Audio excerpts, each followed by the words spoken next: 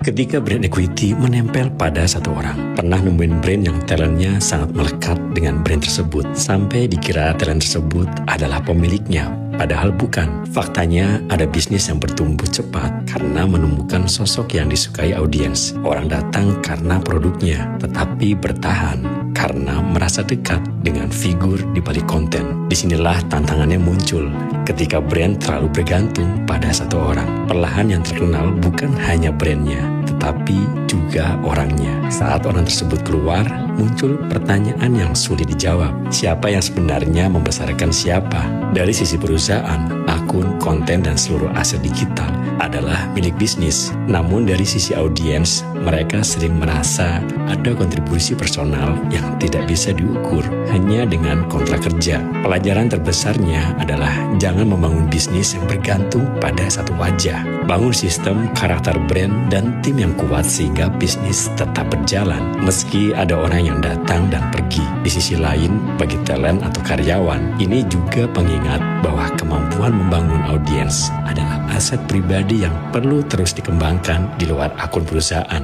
Bisnis yang sehat tidak membuat brand hidup karena satu orang, tetapi juga tidak melupakan bahwa setiap pertumbuhan hampir selalu melibatkan kontribusi banyak orang. Karena pada akhirnya orang bisa berganti, namun brand yang kuat seharusnya tetap memiliki identitas yang mampu bertahan lebih lama daripada siapapun yang pernah ada di dalamnya. Job description-nya kabur adalah akar dari banyak konflik internal. Banyak konflik di dalam tim sebenarnya bukan karena orangnya sulit diajak kerjasama, tapi karena batas tanggung jawabnya tidak jelas. Tanpa pembagian tugas yang jelas, tim mudah bingung menentukan siapa yang harus bertanggung jawab atas sebuah pekerjaan. Akibatnya, terjadi saling tunggu, saling lempar pekerjaan, bahkan saling menyalahkan saat hasilnya tidak sesuai harapan. Tim menjadi sibuk berdebat tentang siapa yang bertanggung jawab, bukan fokus menyelesaikan masalah. Semakin besar bisnis, semakin besar pula resiko konflik jika peran dan ekspektasi tidak didefinisikan dengan jelas. Job description bukan sekedar dokumen administrasi. Ia adalah alat untuk menciptakan kejelasan, akuntabilitas, dan kolaborasi yang sehat. Saat setiap orang tahu apa yang menjadi tanggung jawabnya, komunikasi menjadi lebih mudah, keputusan lebih cepat, dan konflik bisa berkurang secara signifikan. Bisnis yang rapi bukan dibangun oleh orang-orang yang selalu sepakat, tetapi oleh sistem yang membuat semua orang memahami perannya masing-masing.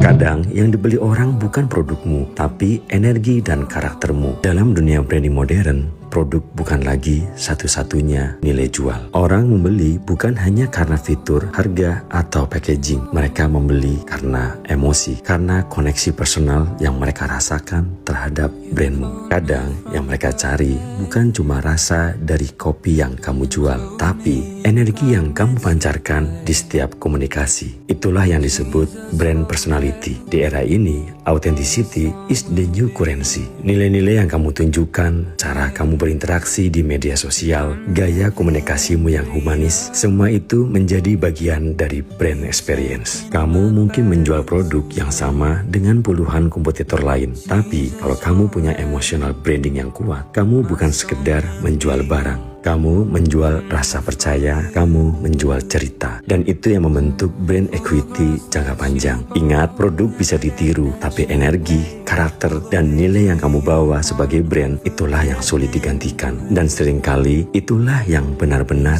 dibeli orang.